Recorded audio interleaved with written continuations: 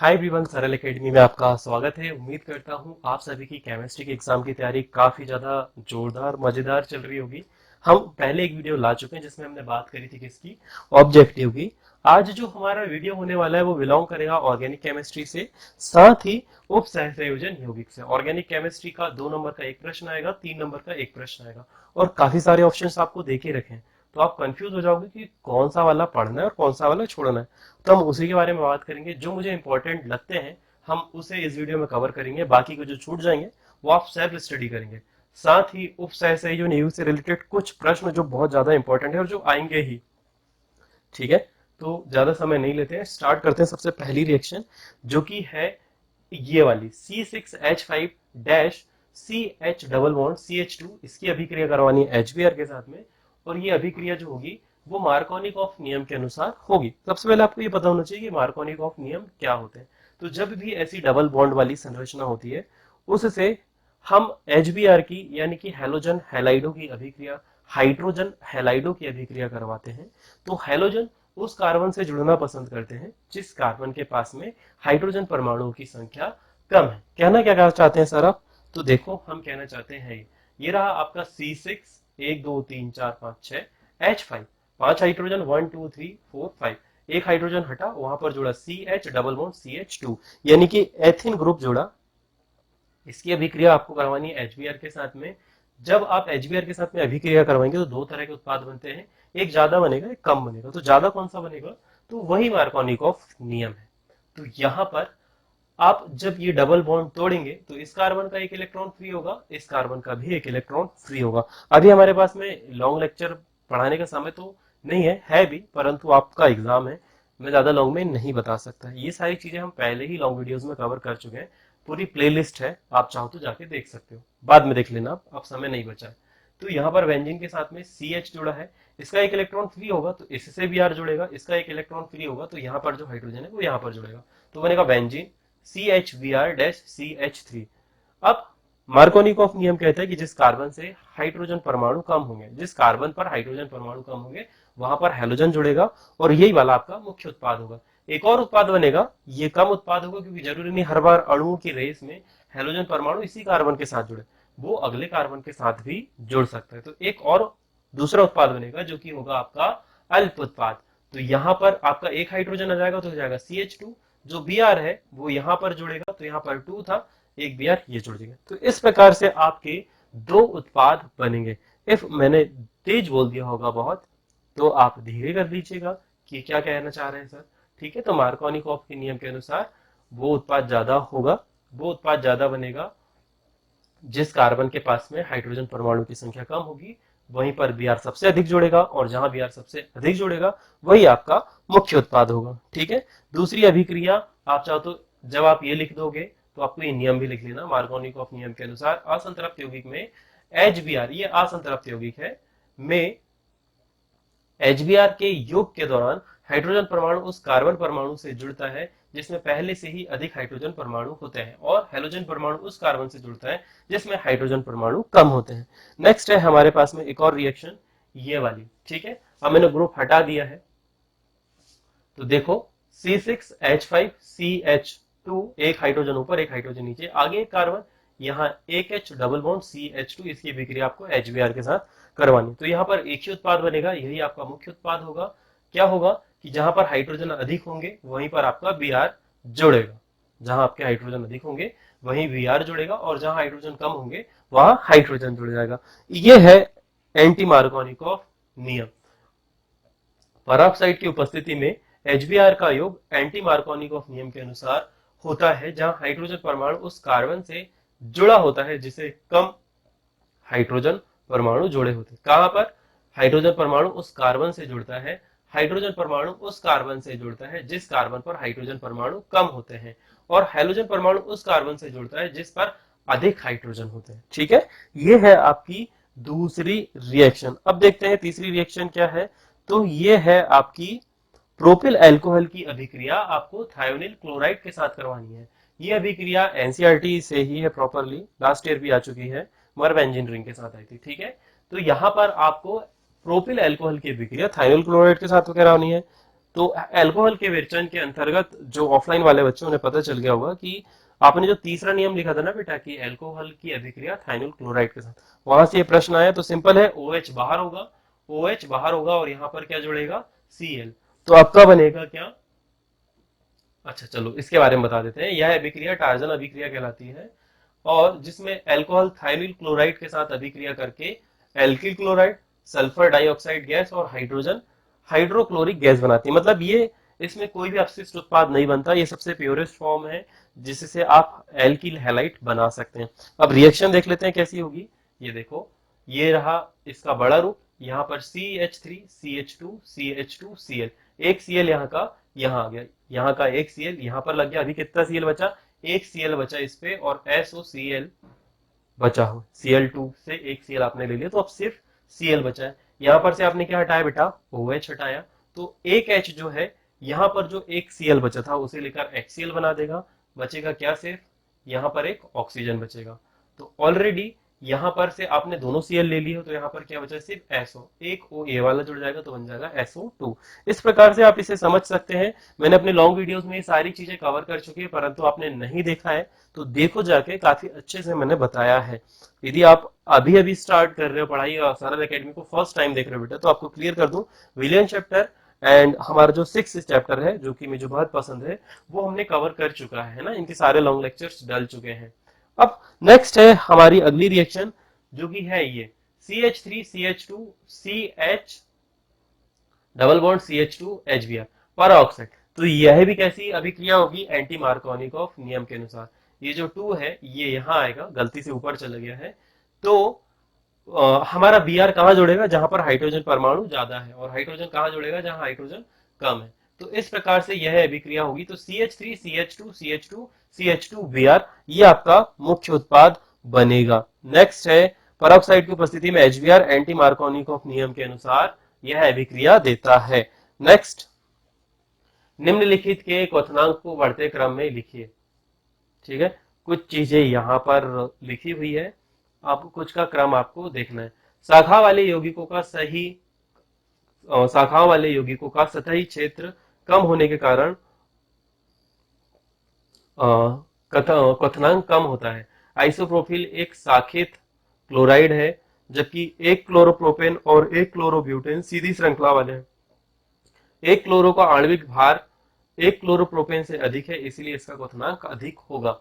तो यहां पर हम पहले एक का देखेंगे, किसका, ये वाले का, 1 ब्रोमो। अच्छा, यहाँ पर जो ये बात लिखी हुई है ये इसके लिए लिखी हुई है, ठीक है। तो पहले हम किसका देखें, पहले हम इसका देखते हैं। क्लोरोमेथेन, क्लोरोप्रोपेन और क्लोरोफॉर्म, ये कैसा है, बढ़ते क्रम में लिखना, पहले कम वाला आएगा, फिर ज्यादा वाला आएगा, फिर उससे ज्यादा वाला आएगा। तो सबसे पहले सूत्र की बात करते हैं। ऑफलाइन वाले बच्चे आप आज नहीं आए, आपकी गलती, मैंने पढ़ा चुका हूं। क्लोरोमेथेन CH3Cl, फिर है ब्रोमोमेथेन CH3Br, फिर है ब्रोमोफॉर्म CHBr3। तो क्वथनांक के क्रम की यदि बात करें तो दो बातें निर्भर होती है। सबसे पहले हम ये देखना होता है कि कौन सा हैलोजन जुड़ा है। लाइक फ्लोरीन का क्वथनांक सबसे कम होता है, उससे ज्यादा Cl, उससे से अधिक Br और सबसे अधिक आयोडीन। तो यहां पर देखो क्लोरीन है, फिर ब्रोमीन है, फिर ब्रोमीन है। तो एक एक था, तो कम क्या है, क्लोरोमेथेन का सबसे कम होता है, क्योंकि यहाँ पर Br का उससे ज्यादा। तो सबसे पहले आपको एक बात तो पता चल गई कि क्लोरोमेथेन क्लोरीन का ब्रोमीन से कम होता है, तो सबसे पहले आप उसे लिखेंगे।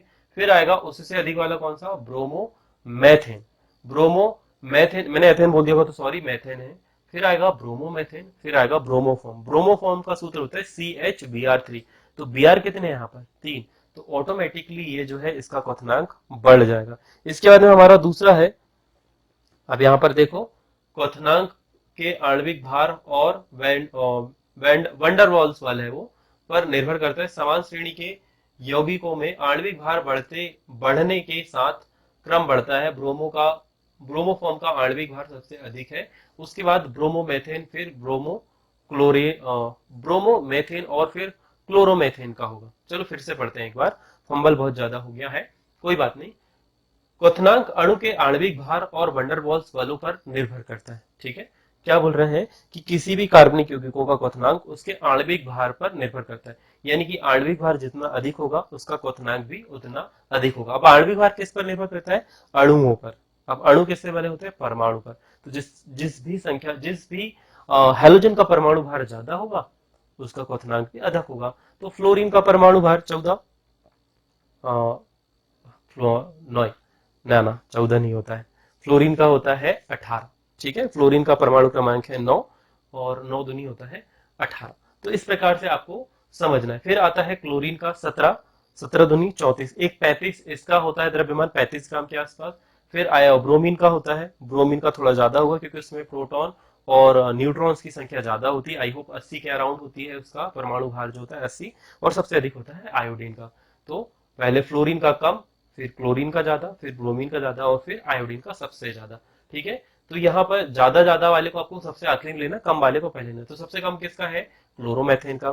फिर उसके बाद में आएगा ब्रोमोमेथेन का, फिर आएगा ब्रोमोफॉर्म का। ठीक है, ब्रोमोफॉर्म मतलब CHBr3।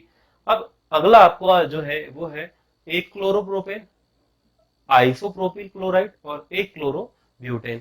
तो वही यहाँ पर कार्बन की संख्या बढ़ी है। किसकी संख्या बढ़ी है? पहला जो था वो हैलोजन के आधार पर है, दूसरा जो है कार्बन की संख्या के आधार पर है। तो मैं बिना देखे बता दे सकता हूँ कि किसका ज्यादा होगा। सबसे ज्यादा होगा हमारा एक क्लोरोब्यूटेन का, सबसे उससे कम होगा हमारा एक क्लोरोप्रोपेन का, और सबसे कम होगा हमारा आइसोप्रोपिल क्लोराइड। क्योंकि जैसे ही ब्रांचेस बढ़ती है उसका क्वथनांक अपने आप कम हो जाता है। यहाँ पर देखो, यह शाखा वाले कार्बनिक यौगिक का सतही क्षेत्र कम होने के कारण उनका क्वथनांक कम हो जाता है। तो यहाँ पर एक ब्रांच निकली हुई है तो सबसे कम इसका होगा, इसके बाद में क्लोरोप्रोपेन का होगा और सबसे ज्यादा क्लोरो ब्यूटेन का होगा। तो आपको रेड कलर से मैंने हाईलाइट कर दिया है, आपको कुछ इस प्रकार से देखना। नेक्स्ट है हमारा अगला, एल्कोहल की अभिक्रिया सल्फ्यूरिक अम्ल से क्यों नहीं कराते हैं? तो सीधा सिंपल ऑप्शन है, सल्फ्यूरिक अम्ल एक प्रबल ऑक्सीकारक है और आयोडीन बहुत जल्दी ऑक्सीकृत हो जाता है। मतलब अपने इलेक्ट्रॉन बहुत जल्दी, के आई जो है वो बहुत जल्दी ऑक्सीकृत हो जाता है। पोटेशियम अपने इलेक्ट्रॉन दे देगा आयोडीन को, और यदि आप दो अणु लेंगे तो यहाँ पर आपको आयोडीन 2 मिल जाएगा, साथ में हाइड्रोजन गैस भी मुक्त हो जाएगी। इस प्रकार से आप इसे देखोगे। एल्कोहल तथा के आई की अभिक्रिया में सल्फ्यूरिक अम्ल का उपयोग इसलिए नहीं किया जाता क्योंकि सल्फ्यूरिक अम्ल एक प्रबल ऑक्सीकारक है जो के आई को I2 में ऑक्सीकृत कर देता है। ये आयोडीन जो है इससे इलेक्ट्रॉन ले लेता है, या फिर ये दोनों अलग अलग हो जाते हैं और आयोडीन एक पर्टिकुलरली अणु बना लेता है और ऑक्सीकृत होकर आयोडीन में परिवर्तित होता है। जिससे आपको जो उत्पाद बनाना होगा, आपने इसकी अभिक्रिया एल्कोहल और के आई की अभिक्रिया क्यों करवाई होगी? ताकि आपको जो है एल्किल आयोडाइड प्राप्त हो जाए, परंतु ऐसा नहीं होगा। एल्किल आयोडाइड की जगह आयोडीन अलग हो जाएगा और ये ऐसे का ऐसा ही रहेगा। वांछित उत्पाद प्राप्त होता है, जो उत्पाद चाहिए वो नहीं होता। SN1 और SN2 अभिक्रिया का बहुत सिंपल एंड शॉर्ट अंतर लिखा है। SN1 अभिक्रिया 2 चरण में कंप्लीट होती है। SN1 अभिक्रिया में कार्ब धन आयन मध्यवर्ती उत्पाद के रूप में बनता है। आप लिख सकते हैं SN1 का जो प्रथम चरण होता है वो धीरे होता है, द्वितीय चरण बहुत तेज होता है, और यह तृतीय के एल्किल हैलाइडों में सबसे तेज होती है। कौन? SN1। इसी के विपरीत SN2, यह एक चरण में कंप्लीट होती है। इसमें कोई भी मध्यवर्ती आयन या कार्बन आयन नहीं बनता। यहाँ पर संकुल उत्पाद बनते हैं, बल्कि एक संक्रमण अवस्था बनती है, वही जो संकुल उत्पाद यानी कि संक्रमण अवस्था बनती है, और यह अभिक्रिया प्राथमिक हैलाइडों के लिए अनुकूल है। ठीक है, ये बहुत सिंपल एंड स्वीट सा इसका आंसर था। नेक्स्ट चलते हैं, क्लोरोफॉर्म को रंगीन बोतलों में क्यों रखा जाता है? तो क्लोरोफॉर्म को रंगीन बोतलों में इसलिए रखा जाता है क्योंकि सूर्य प्रकाश और वायुमंडल में उपस्थित ऑक्सीजन के साथ ये अभिक्रिया करके एक विषैली गैस बना लेता है जिसका नाम है फॉस्जीन। फॉस्जीन का सूत्र होता है COCl2, और ये मनुष्यों के लिए हानिकारक है। पता चला आपने बेहोश करने के लिए इसका प्रयोग करा और व्यक्ति निपट ही गया। इसीलिए इन्हें भूरे रंग की बोतलों में रखा जाता है या फिर अंधेरे में रखा जाता है। डन। वहां पर और एक और चीज, आप जब विलेन चैप्टर पढ़ रहे होंगे तो क्लोरोफॉर्म और नाइट्रोजन का मिश्रण आपने देखा होगा। तो इस प्रकार से इसे नाइट्रो ऑक्सीजन की अनुपस्थिति में रखा जाता है। ऑक्सीजन के अलावा आप दूसरी गैसेस के साथ इसे रख सकते हैं। तो वही लिखा है, क्लोरोफॉर्म को रंगीन बोतलों में रखा जाता है ताकि इसे प्रकाश से बचाया सके। प्रकाश की उपस्थिति में क्लोरोफॉर्म हवा में ऑक्सीजन के साथ क्रिया करके फॉस्जीन गैस नामक विषैली गैस बना लेते हैं जो हमारे लिए हानिकारक है। अब उभयदंती नाभिक रहेगी क्या होते हैं? अब उभयदंती लिगेंड भी होते हैं, उभयदंती नाभिक भी। तो ये सारी चीजें लॉन्ग वीडियोस में कवर है, फिर भी एक बार बता देते हैं, उदाहरण से समझाइए। तो उत्तर, उभयदंती नाभिक रागी वे नाभिक रागी होते हैं जिनमें दो अलग अलग परमाणु होते हैं जिनके माध्यम से वे इलेक्ट्रॉन युग्म दान कर सकते हैं और सहसंयोजक आबंध बना सकते हैं। मतलब ऐसे नाभिक रागी जिनमें दो परमाणु होते हैं और दोनों ही परमाणु आबंध बनाने की क्षमता रखते हैं। जैसे कि NO2 समूह इसका एक बहुत अच्छा उदाहरण है, और दूसरा है CN समूह, CN- समूह। ठीक है, ये देखो साइनाइड समूह जिसे नाइट्रल भी कहा जाता है, ये एक तरह का उभयदंती है। यहाँ पर कार्बन परमाणु भी आबंध बना सकता है और नाइट्रोजन परमाणु भी आबंध बना सकता है। तो इस प्रकार से आप इसकी थ्योरी लिख सकते हैं, और साथ ही एक लॉन्ग वीडियो हमने डाला था उस पर भी इसे डाला, इसी वीडियो में ऊपर कहीं उसकी लिंक दिख जाएगी, ठीक है। अब पहली अभिक्रिया है CH3 CH2Br, इसकी अभिक्रिया KCN के साथ में करवानी। तो यहां पर ध्यान से देखोगे, के जो है, ये वाला के जो है, ये Br को लेके KBr बना लेगा, बचा CN, CN जो है इसकी जगह जुड़ जाएगा। नाभिक रागी अभी प्रतिस्थापन अभिक्रिया का ये बहुत अच्छा उदाहरण है।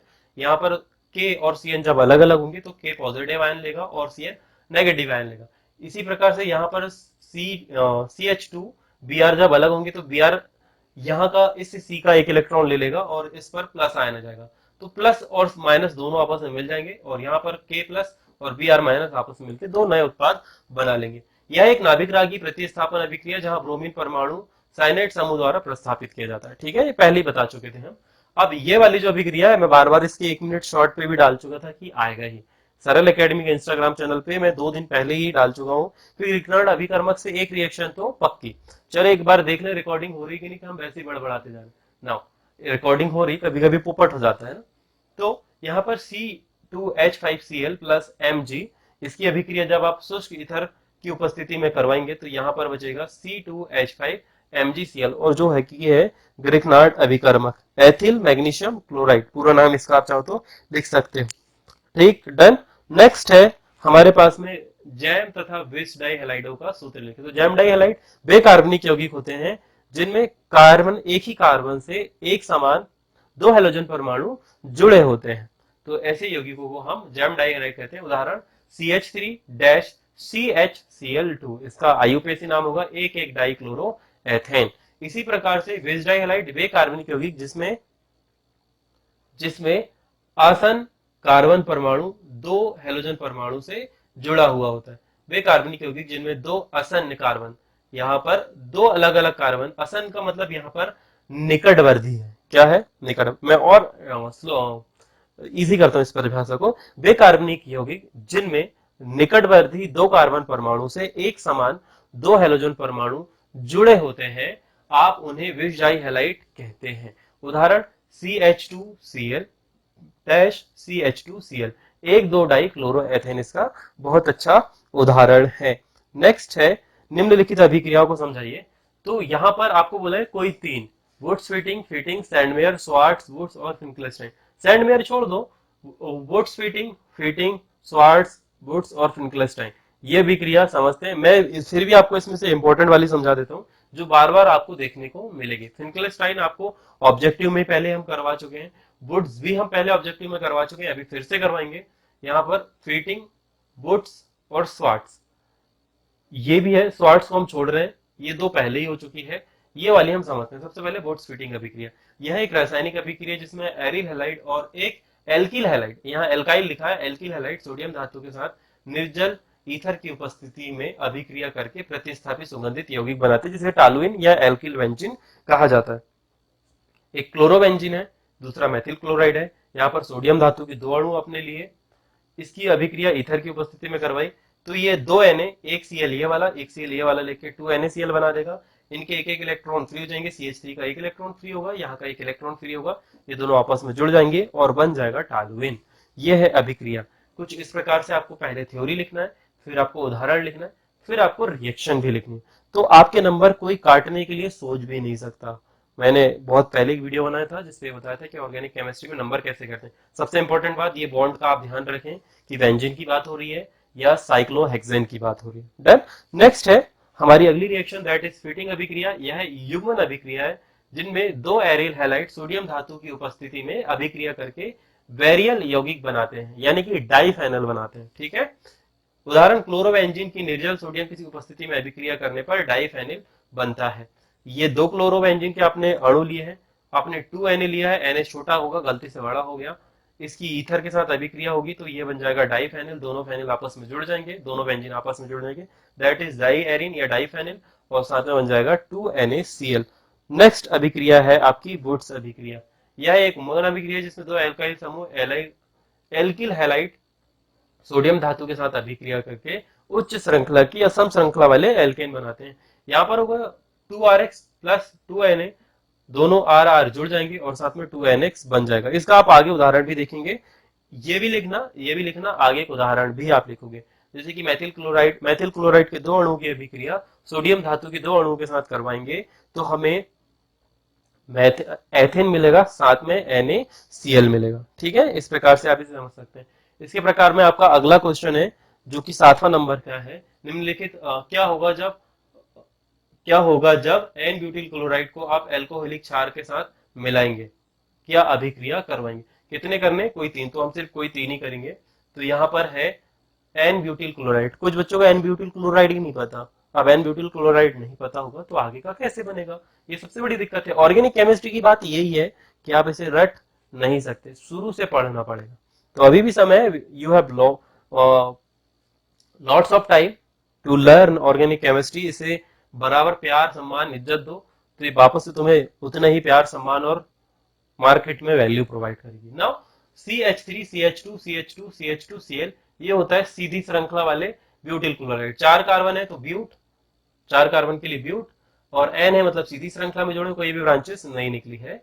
तो N ब्यूटिल क्लोराइड KOH के साथ अभिक्रिया द्वारा एल्किन बनाता है, KCl बनाता है, साथ में H2 भी बनाता है। अब ध्यान रहे, ये जो अभिक्रिया है सैडजेफ नियम के अनुसार होती है। किसके अनुसार होती है, सैडजेफ नियम के अनुसार होती है। यहाँ पर दो उत्पाद बन सकते थे। कितने उत्पाद बन सकते थे, दो उत्पाद। अब दो उत्पाद क्यों नहीं बने, इसे जानने के लिए आपको लॉन्ग वीडियो देखना पड़ेगा। यहाँ पर एक ही उत्पाद बनेगा, यहाँ से Cl चला जाएगा KCl के साथ में, यहाँ वाले हाइड्रोजन का एक जो H है वो H2O ले लेगा। ठीक है, तो ये बन जाएगा H2O। बाकी जो बचा इन दोनों का एक इलेक्ट्रॉन इसका, एक इलेक्ट्रॉन इसका फ्री होगा और ये उत्पाद बन जाएगा। कोई दो उत्पाद मत बना देना इस पे। ठीक है, दो उत्पाद तब बनते जब ये Cl यहाँ कहीं बीच में जुड़ा होता। ठीक है, तो उससे यहाँ पर आपके पास में दो बीटा कार्बन हो जाते, एक बीटा कार्बन ये होता, एक बीटा कार्बन ये होता। ठीक, नाउ एथिल क्लोराइड की अभिक्रिया जली KOH के साथ करवाइए। जली KOH, ध्यान रहे एथिल क्लोराइड है। एथिल क्लोराइड मतलब प्राथमिक अल्कोहल, और प्राथमिक अल्कोहल में कौन सी अभिक्रिया होती है, SN1। प्राथमिक अल्कोहल नहीं रहे, प्राथमिक एल्किल क्लोराइड, प्राथमिक एल्किल क्लोराइड है। यहाँ पर आप CH3Cl2 CH3CH2Cl इसकी अभिक्रिया KOH के साथ कराएंगे तो आपको प्राप्त होगा अल्कोहल CH3CH2OH प्लस KCl। इस प्रकार से आप इसे समझ सकते हैं। डन। नेक्स्ट है आपका शुष्क ईथर की उपस्थिति में मैथिल ब्रोमाइड की अभिक्रिया सोडियम से की जाती है। वही जो अभी थोड़ी देर पहले मैंने बताया था, CH2CH3 आपको लेना है, साथ में Br, साथ ही आप लेंगे 2Na। इसकी अभिक्रिया आप शुष्क ईथर की उपस्थिति में कराएंगे। किसकी, यहाँ हमने शुष्क ईथर नहीं लिखा है, आप भी लिखेंगे यहाँ पर शुष्क ईथर की उपस्थिति में कराएंगे तो CH3-CH3 यानी कि C2H6 दैट इज एथिन, साथ में NaBr। आपको याद होगा क्या, ये वाली रिएक्शन में आपको इसके नीचे का उदाहरण लिख देना, ये वाला, तो आपको बहुत अच्छे नंबर मिल जाएंगे। चलो आगे समझते हैं। प्रतिस्थापन और विलोपन अभिक्रिया का एक एक उदाहरण बताइए। तो प्रतिस्थापन अभिक्रिया में क्या, यहाँ पर एक परमाणु दूसरे परमाणु को प्रतिस्थापित कर देता है, तो प्रतिस्थापन समूह। और यहाँ पर किसी बड़े अणु से छोटे अणु का निष्कासन हो जाता है, यानी कि वो हट ही जाते हैं, विलोपित ही हो जाते हैं, तो विलोपन अभिक्रिया। चलो परिभाषा समझते क्या कहते हैं। प्रतिस्थापन अभिक्रिया वह अभिक्रिया जिसमें किसी अणु या यौगिक में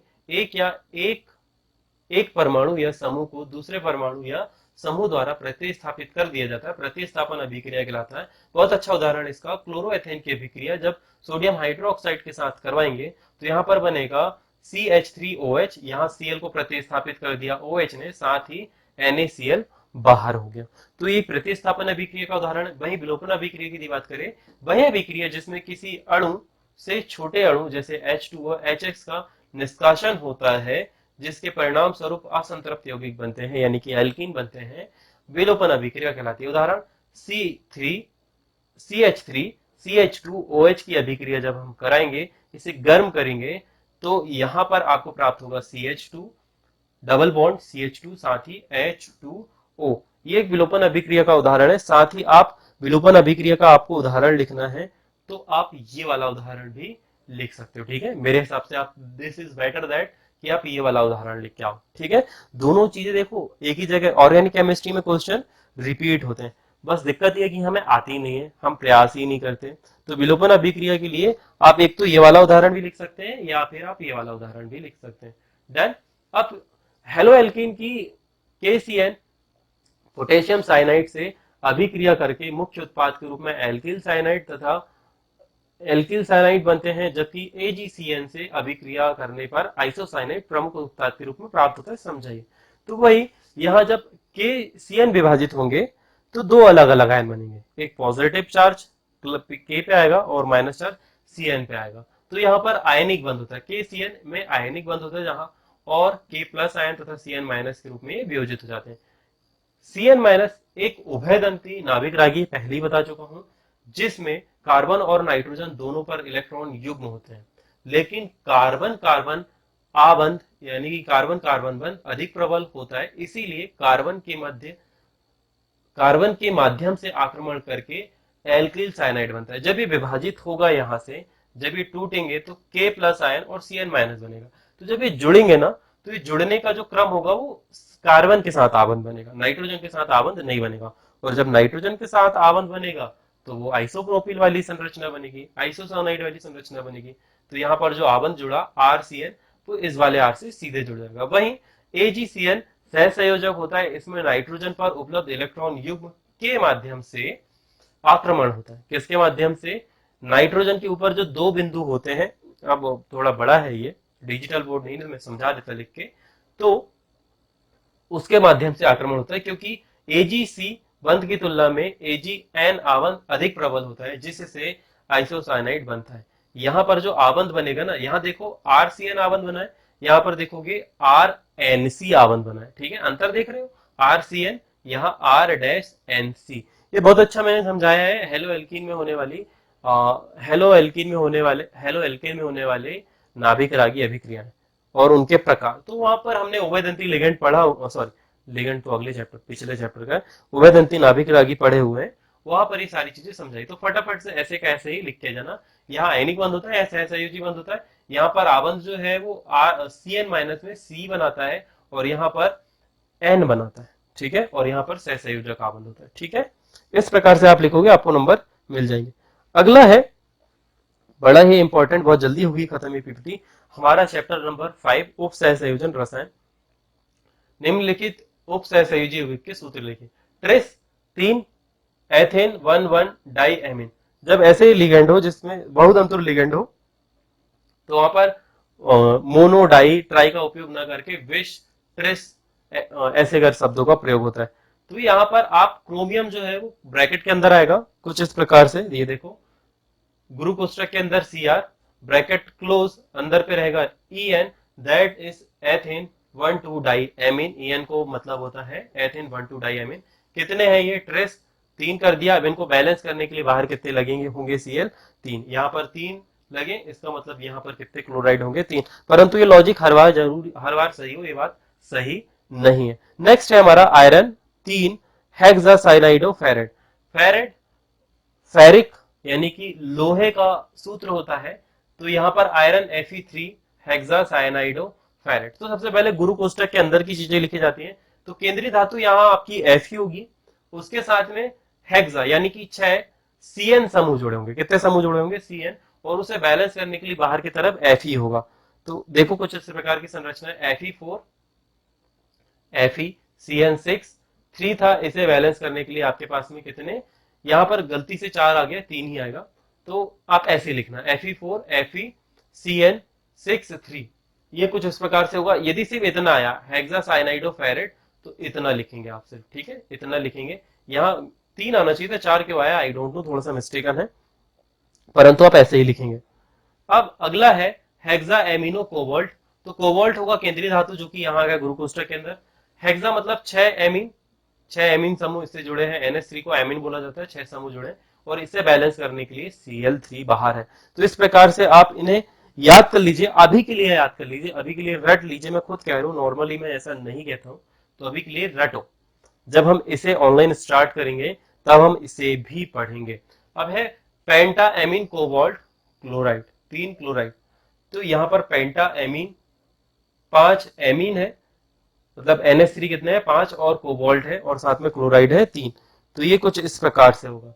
CONH3 5, यहाँ क्लोरिडो नहीं है, पता नहीं क्यों आ गया, Cl2 इस प्रकार से यहाँ लिखा है। ये Cl3 बाहर होना चाहिए था, ऐसे ही लिख देना, बट फिर भी इसे ऐसे ही लिखना। अब टेट्रा हाइड्रोक्सीडो जिंकेट,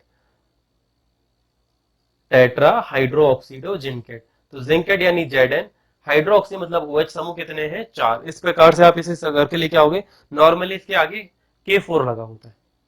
यहाँ पर टेट्रा ब्रोमिडो, टेट्रा ब्रोमिडो क्यूप्रेट, कॉपर की बात हो रही है। कॉपर के साथ में गुरु कोष्ठक के अंदर पर 4 Br जुड़े हुए हैं, ये देखो कुछ इस प्रकार से आपको इसे ऐसे लिखना है। नाउ नेक्स्ट है हमारा क्या, नेक्स्ट है हमारा निम्नलिखित के आयुपेसी नाम लिखने हिंदी वाले। K3Al C2O4, अच्छा ऐसे नहीं पढ़ते, K3 गुरु कोष्ठक के अंदर Al छोटा कोष्ठक C2O4 ब्रैकेट क्लोज 3, ठीक है। आगे है K2 गुरु कोष्ठक के अंदर PdCl4 गुरु कोष्ठक 1, फिर है CK4 गुरु कोष्ठक के अंदर FeCN4। तो सबसे पहले धन आयन को लिखा जाता है, तो यहां पर आएगा पोटेशियम। ट्राई राई लिखने की आवश्यकता नहीं है, क्योंकि ये वाला जो आपके गुरु कोष्ठक के बाहर संवयन संख्या है ना, संवयन यौगिक जिन्हें बोला जाता है, इन पर माइनस चार्ज है।